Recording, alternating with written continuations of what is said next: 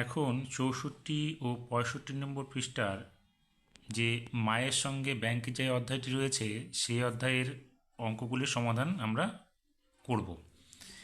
এই অধ্যায় থেকে আমরা শিখতে পারবো বাস্তব সমস্যার মাধ্যমে যোগ বিয়োগ ও গুণের ধারণা।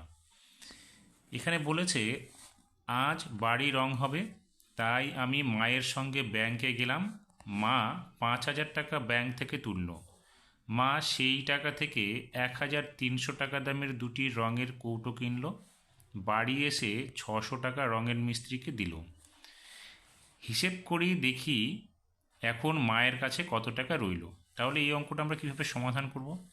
দেখো, এখানে বলেছে দুটি রঙের কৌটোর দাম, যেহেতু একটি রঙের কৌটো কত কত বলেছে 1,300 টাকা, তাহলে এখানে আমাদের কি হবে 1,300 লিখতে হবে, তার সঙ্গে কি করতে হবে 2 দিয়ে গুণ করতে হবে। কারণ একটি কৌটোর দাম যদি 1,300 হয় তাহলে দুটো কৌটোর দাম বেশি হবে, সেই জন্য 2 দিয়ে 1,300কে আমাদের গুণ করতে হবে। এখন আমরা কি করব, এটাকে গুণ করছি, দেখো 1 3 0 0, এটা আমরা বসিয়ে দিলাম। আমরা গুণ করব কত দিয়ে? 2 দিয়ে। তাহলে এখানে 2-এর সঙ্গে 0 গুণ করলে আমরা এখানে 0 পাবো, 2-এর সঙ্গে 0 গুণ করলে 0 পাবো, 2-এর সঙ্গে 3 গুণ করলে 6 পাবো, আর 2-এর সঙ্গে 1 গুণ করলে এখানে 2 পাবো। তাহলে আমরা পেলাম কত? দুটো রঙের কৌটোর দাম হচ্ছে 2,600 টাকা। তাহলে এখানে আমরা লিখব 2,600 টাকা। এখন কি আছে এখানে দেখো, মিস্ত্রিকে দিল। মিস্ত্রিকে প্রশ্নে কত বলেছে? 600 টাকা রঙের মিস্ত্রিকে দিল। তাহলে এখানে আমরা লিখব 600। আর দুটি রঙের কৌটোর দাম আমরা কত পেলাম? 2,600 টাকা। তাহলে আমরা এদিক থেকে ডান দিক থেকে বসিয়ে যাচ্ছি সংখ্যাগুলোকে। দেখো, এখানে একটা শূন্য বসবে, এখানে একটা শূন্য বসবে, এখানে 6 এবং হাজারের ঘরে 2 বসবে। এখন এগুলোকে বলছে মোট খরচ হলো। তাহলে এখানে আমরা যোগ করব, এটাকে মোট মানে হচ্ছে যোগ। তাহলে শূন্যের সঙ্গে শূন্য যোগ করলে এখানে 0 পাবো, এখানে 0 0 যোগ করলে 0 পাবো, 6-এর সঙ্গে 6 যোগ করলে 12 হবে, 12-র 2 হাতে থাকলো 1, একটা আমরা এখানে লিখে উপরে গোল করে দিলাম। এখন কি এই 1 আর এই 2 যোগ করলে এখানে হবে 3। তাহলে মোট খরচ কত হলো? 3,200 টাকা। মা তুলেছিলেন কত ব্যাংকের থেকে? 5,000 টাকা। তাহলে খরচ হলো 3,200 টাকা। তাহলে মায়ের কাছে আর আছে, মা তুলেছিলেন 5,000, তার থেকে 3,200 বিয়োগ করতে হবে। তাহলে এই 5,000 থেকে যদি 3,200 আমরা বিয়োগ করি তাহলে কত পাবো? দেখো, এখানে 5,000, তার থেকে আমরা 3,200কে বিয়োগ করে দিই। 0 থেকে 0 গেলে কত হবে? 0। এখানে 0 থেকে 0 গেলে 0 হবে। এটাকে আমরা কি ধরবো? 10 ধরবো। 10 থেকে 8 গেলে কত? 2 গেলে কত হবে? 8 হবে।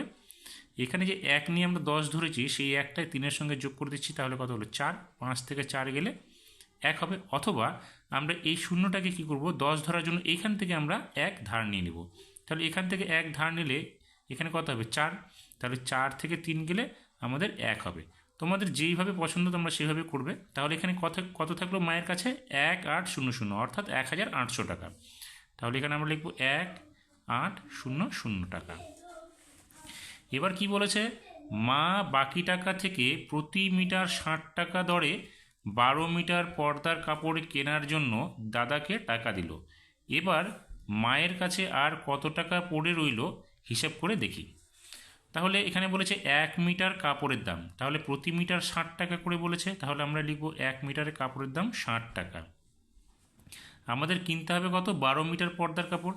তাহলে 12 মিটার কাপড়ের দাম কত পড়বে? এখানে লিখবো আমরা 12 মিটার কাপড়ের দাম। আমরা কি করব? 12কে অথবা 60কে গুণ করব 12 দিয়ে। তাহলে 60কে গুণ করব, যেহেতু 1 মিটার কাপড়ের দাম 60 টাকা হয়, তাহলে 12 মিটার কাপড়ের দাম বেশি হবে, সেই জন্য আমরা 60কে 12 দিয়ে গুণ করে দেবো। এবার গুণ করতে গিয়ে দেখো এখানে একটা শূন্য আছে এককের ঘরে, তাহলে আমরা শূন্যটা আগে লিখে দিই এখানে। এবার 6 দিয়ে 2কে আগে গুণ করছি, 6 দুগুণে 12-র 2, হাতে থাকলো কত? 1। এবার 6 দিয়ে এই সংখ্যাটাকে গুণ করছি, তাহলে 6 একে 6, আর হাতের 1 মিলে হলো 7, তাহলে 720 টাকা। এবার এখন মায়ের কাছে কত আছে? দেখো, আগে কত ছিল? 1,800 টাকা। এখন খরচ হলো কত আমাদের কাপড় কিনতে গিয়ে? 720 টাকা। আমরা কি করব, এই 1800 থেকে 720কে বাদ দিয়ে দিব। তাহলে এখানে লিখব 1800, এখানে বিয়োগ করব কত, 720। এবার আমরা এটাকে বিয়োগ করছি, দেখো 1800, তার থেকে বিয়োগ করব কত, 720। বিয়োগ করলে কত, 0 থেকে 0 বিয়োগ করলে 0 হবে। এই 0 থেকে তো 2কে বিয়োগ করা যাবে না, তাহলে আমরা কি করব, এখান থেকে 1 ধার নিয়ে এটাকে 10 ধরবো, এখানে কমে গিয়ে হয়ে যাবে 7 আমাদের। তাহলে এটা 10 হলো, 10 থেকে 2 বাদ দিলে এখানে কত হবে, 8 হবে। 7 থেকে 7 গেলে এখানে হবে 0, আর এখানে 1 থাকবে। তাহলে আমরা কত পাচ্ছি দেখো, এটা হচ্ছে 7 থেকে, এটা হবে 8, আমি ইংরেজিতে লিখে দিয়েছি, এটা 8 হবে। তাহলে কত, 1080। তাহলে এখানে আমরা লিখব 1080। তাহলে মার কাছে কত থাকলো, আরও 1080 টাকা থাকলো। 2 নম্বর অঙ্কটাতে কি বলেছে, বলেছে এখানে 2 নম্বর নয়, এখানে 65 পাতা যে 1 নম্বর প্রশ্নটা আছে সেখানে বলেছে মেঘনার কাছে 1200 টাকা আছে, সে 450 টাকা মায়ের শাড়ি, 425 টাকায় বাবার পাঞ্জাবি ও 350 টাকায় ভাইয়ের জামা কিনবে। মেঘনার আরও কত টাকা দরকার আছে দেখি। তাহলে এখানে কত, মায়ের শাড়ির দাম কত আছে, 450, তাহলে এখানে লিখব 450। 425 টাকা বাবার পাঞ্জাবি, তাহলে বাবার পাঞ্জাবির দাম কত, 425, তাহলে 425। 350 টাকার ভাইয়ের জামা, তাহলে ভাইয়ের জামার দাম কত, 350। সবগুলোকে আমরা কি করব, যোগ করে দেব। তাহলে যোগ করতে গিয়ে দেখো 0 সঙ্গে 5 যোগ করলে 5 হবে, তার সঙ্গে আরও 0 যোগ করলে 5 হবে, তাহলে আমরা এখানে লিখলাম 5। এবার হাতে কিছু থাকলো না, 5-এর সঙ্গে 2 যোগ করলে কত হবে, 7, 7-এর সঙ্গে 5 যোগ করলে 12, 12-র 2, হাতে থাকলো 1, হাতের একটা আর 3-এর সঙ্গে যোগ করলে 4 হলো, 4-এর সঙ্গে 4 যোগ করলে 8 হলো, 8-এর সঙ্গে 4 যোগ করলে আমাদের 12 হলো, তাহলে 12 হয়ে গেল। অর্থাৎ এখানে কি হলো, মোট খরচ হবে কত, 1225 টাকা। তাহলে মেঘনার কাছে কত আছে, 1200 টাকা। এখানে বলেছে কিন্তু মেঘনার আছে, এখানে লিখব মেঘনার যত ছিল 1200 টাকা, তাই আরও দরকার। দেখো খরচ হচ্ছে কত, 1225, কিন্তু মেঘনার কাছে আছে 1200 টাকা। তাহলে আমরা কি করব, আরও যে লাগবে সেটা আমরা এই মোট খরচ থেকে তার কাছে যে টাকাটা আছে সেটাকে বাদ দিয়ে দিব। তাহলে এখানে আমরা লিখব মোট খরচটা কত, 1225 বিয়োগ 1200। তাহলে দেখো 5 থেকে এখানে 0 বিয়োগ করলে এখানে হবে 5, 2 থেকে 0 বিয়োগ করলে এখানে হবে 2, 2 থেকে 2 বিয়োগ করলে এখানে হবে 0, 1 থেকে 1 বিয়োগ করলে 0, অর্থাৎ আরও কত থাকে, তাই তার আরও দরকার 2 এ 5 25 টাকা। হয়ে গেল 1 নম্বরটা। 2 নম্বর প্রশ্ন বলেছে আমি 1400 টাকা দামের একটি সাইকেল কিনব, তাই আমি প্রতি মাসে একই পরিমাণ টাকা জমাতে শুরু করলাম। যদি 7 মাস পরে কিনি তবে প্রতি মাসে কত টাকা করে জমাতে হবে। দেখো সাইকেলটার দাম কত, 1400 টাকা, অর্থাৎ তাকে মানে আমাকে এখানে বলেছে যেহেতু, তাহলে আমাকে জমাতে হবে কত, 1400 টাকায় জমাতে হবে। এটা জমাবো কত মাসে, 7 মাসে, তাহলে আমরা লিখব 7 মাসে জমাতে হবে 1400 টাকা। এবার যেহেতু আমি 7 মাসে জমাবো, তাহলে প্রতি মাসে আমাকে কত টাকা করে জমাতে হবে, আমাদের এই 7 দিয়ে 1400কে ভাগ করতে হবে। তাহলে এখানে লিখব 1400, এখানে দেবো ভাগের চিহ্নটা, আমরা এখানে লিখব 7। তাহলে কি করব, আমরা 7 দিয়ে ভাগ করছি কাকে, 1400কে ভাগ করব। দেখো এখানে একটি সংখ্যা দিয়ে আমরা যেহেতু ভাগ করছি, তাহলে আমরা প্রথমে একটি সংখ্যাকে নিব। এখানে কত হচ্ছে 1, 7 হয়ে যাচ্ছে বড়, সেক্ষেত্রে আমরা একটি সংখ্যাকে ভাগ করতে না পারায় আমরা দুটো সংখ্যা নিতে হবে। তাহলে এখানে কত হলো 14, তাহলে 7-এর ঘরে নামতায় দেখবে 7 দুগুণে 14 আমরা পেয়ে যাব। তাহলে 7 দুগুণে 14 হলো, মিলে গেল, 14 থেকে 14 বিয়োগ করলে কিছু থাকবে না, মিলে গেল। এইবার আমরা এই দুটো যে ডান দিকে শূন্য আছে মিলে যাওয়ার পরে সরাসরি আমরা 2-এর ডান দিকেও বসিয়ে দেবো। তাহলে কত হলো 200 ভাগফলটা। তাহলে এখানে আমরা লিখব 200 টাকা, অর্থাৎ প্রতি মাসে 1 মাসে আমাকে জমাতে হবে কত, 200 টাকা করে। 3 নম্বর প্রশ্নটা বলেছে রিনির কাছে 800 টাকা আছে, দাদু আরও 1000 টাকা দিলেন।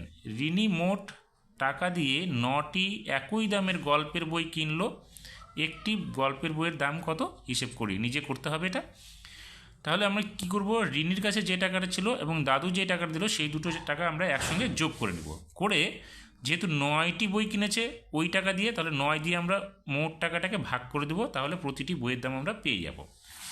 তাহলে দেখো, রিনির কাছে ছিল 800 টাকা, দাদু দিলেন 1000 টাকা, এই সংখ্যাটা আমরা যোগ করছি, মোট টাকা রিনির কাছে কত আছে।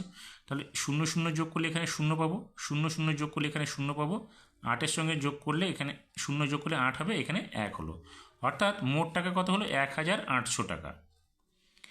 এবার আমরা কি করব, 9 দিয়ে সেই 1800কে ভাগ করব, কারণ আমরা 9টি বই কিনেছি এখানে রিনি। তাহলে দেখো, এক অঙ্কের সংখ্যা দিয়ে আমরা প্রথমে এক অঙ্কের সংখ্যাকে ভাগ করছি, 9 বড় হয়ে যাওয়ায় 1কে ভাগ করতে পারবো না, সেক্ষেত্রে আমরা 8কেও নিয়ে নিব, দুটি অঙ্ক হয়ে গেল। এবার 9-এর ঘরে নামতে দেবে 9 দুগুণে 18 আমরা পেয়ে যাব। তাহলে 18 থেকে 18 বিয়োগ করলে কিছু থাকবে না, কাটা চিহ্ন। এই শূন্য দুটো সংখ্যা আমরা সরাসরি কী করব, 2-এর পাশে ডান দিকে বসিয়ে দেবো। তাহলে ভাগফলটা কত পেলাম, 200, অর্থাৎ একটি বইয়ের দাম 200 টাকা। হয়ে গেল আমাদের 3 নম্বর অঙ্কটা। এবার 4 নম্বর অঙ্কটাতে কি বলেছে, স্বাধীনতা দিবসের দিনে পাড়ায় 2128 জন অনুষ্ঠানে এসেছে, তাদের মধ্যে 931 জন বড় এবং বাকিরা শিশু। প্রতি শিশুদের 4টি করে লজেন্স দিলে মোট কতগুলো লজেন্স দরকার হিসাব করে দেখি। তাহলে আমাদের কি করতে, মোট যে দর্শক এসেছে তার থেকে আমাদের বড়জনদের বাদ দিতে হবে, অর্থাৎ 2128 জন থেকে 931 জনকে বাদ দিলে আমাদের শিশু সংখ্যাটা বেরিয়ে যাবে। এরপরে যে শিশু সংখ্যাটা বের হলো সেটাকে আমাদের কি করতে হবে, 4 দিয়ে গুণ করে দিতে হবে, তাহলে আমরা লজেন্সের সংখ্যাটা পেয়ে যাব। তাহলে দেখো, অনুষ্ঠানে এসেছে 2128 জন, বড় লোকজন হচ্ছে 931 জন, আমরা কি করব, 2128 থেকে 931কে বিয়োগ করে দিচ্ছি। দেখো, 8 থেকে 1কে বিয়োগ করলে এখানে কত হবে, 7। 2 থেকে 3কে বিয়োগ করা যাবে না, 2কে ধরতে হবে 12, 12 থেকে 3কে বিয়োগ করলে হবে 9। এখন এখানে যে আমরা 12 ধরলাম 1 নিয়ে, তাহলে এখানে আমাদের 9-এর সঙ্গে 1 যোগ করে 10 হয়ে গেল। এবার এখানে দেখো, 11 থেকে এখানে হাতে 1 থেকে তো আর 10কে বিয়োগ করা যাবে না, আমরা এখানে 1 ধার নিব, নিয়ে এটাকে বলবো হচ্ছে 11। 11 থেকে 10 বাদ দিলে এখানে থাকবে 1, আর হাতের যে একটা এখানে নিয়ে 11 ধরেছিলাম সেটা 2 থেকে বাদ দিয়ে দেবো, তাহলে এখানে হবে 1। তাহলে কত হলো, 1197 বা 1197 জন শিশু। এবার আমাদের মোট লজেন্স দরকার কত, প্রত্যেকজন শিশুকে আমরা 4টি করে দেবো, তাহলে 1 1 9 7, তার সঙ্গে আমরা কী করবো, 4 দিয়ে গুণ করে দেবো। 4 সাথে 28-এর 8, হাতে থাকবে কত, 2, 4 নং 36, 36 আর হাতে 2 যোগ করলে কত হবে, 37 38, 38-এর 8 হলো, এখানে 2টা ছিল, 2টা আমরা হাতে লিখে রাখলাম। এবার কত হলো, 4 নং 36 আর হাতের 2 মিলে হচ্ছে 38, 38-এর 8, হাতে থাকলো 3, 3টা আমরা এখানে লিখে রাখলাম হাতের, 4 একে 4 আর হাতের 3 যোগ করলে কত হবে, 7, এখানে আমরা 7 লিখলাম, হাতে কিছু থাকলো না, 4 একে 4, অর্থাৎ 4788টি আমাদের লজেন্স দরকার। তাহলে এখানে আমরা লিখব 4788টি লজেন্স দরকার। 5 নম্বর অঙ্কটাতে বলেছে, আজ আমাদের স্কুলে প্রথম শ্রেণীতে এখানে ফাঁকা ঘর ছিল, দ্বিতীয় শ্রেণীতে ফাঁকা ঘর, তৃতীয় শ্রেণীতে ফাঁকা ঘর, আমাদের এটা নিজের ইচ্ছে মতো করে সংখ্যাগুলো বসাতে হবে। আমি লিখেছি প্রথম শ্রেণীতে 20 জন, দ্বিতীয় শ্রেণীতে 35 জন এবং তৃতীয় শ্রেণীতে 27 জন, চতুর্থ শ্রেণীতে 30 জন। এটা তোমরা তোমাদের খুশি মতো সংখ্যাটা বসাতে পারবে। তাহলে আমরা দেখি প্রথম, দ্বিতীয়, তৃতীয় এবং চতুর্থ শ্রেণীতে মোট ছাত্র সংখ্যা কত হচ্ছে। তাহলে এগুলো লিখে আমরা যোগ করে দেবো। তাহলে এখানে 0 আর 5 যোগ করলে 5 হবে, 5-এর সঙ্গে 7 যোগ করলে 12 হবে, 12-এর সঙ্গে 0 যোগ করলে 12 হবে, 12-র 2, হাতে থাকলো 1, একটা আমরা এখানে লিখলাম হাতে 1টাকে। 3-এর সঙ্গে 2 যোগ করলে 5, 5-এর সঙ্গে 3 যোগ করলে কত হবে, 8, 8-এর সঙ্গে 2 যোগ করলে 10, 10 আর হাতের 1 মিলে 11। তাহলে এখানে হলো 11 জন, অর্থাৎ মোট ছাত্র হলো কত, 111 জন। এখন কি বলেছে, প্রত্যেক ছাত্রছাত্রীকে 4টি করে বিস্কুট দেওয়া হবে। তাহলে আমরা এই যে 111 জন ছাত্রছাত্রী হলো তাকে আমরা 4 দিয়ে গুণ করে দেবো।